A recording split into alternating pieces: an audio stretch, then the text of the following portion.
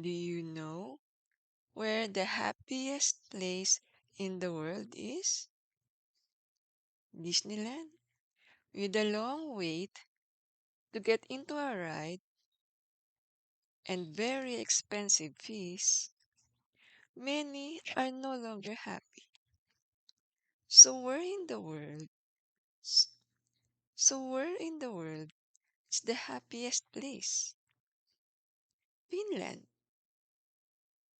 is named the happiest country in the world by the United Nations Sustainable Development Solutions Network.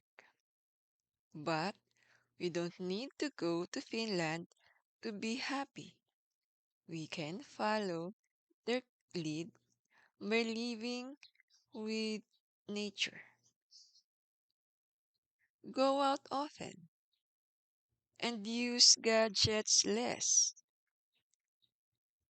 Heads up and see the nature instead of focusing on your gadgets. Hi, thank you for your continued support. Please don't forget to like, subscribe, and share.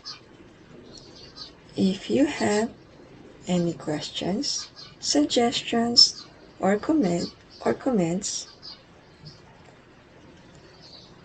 please write in the comments below. See you in the next video.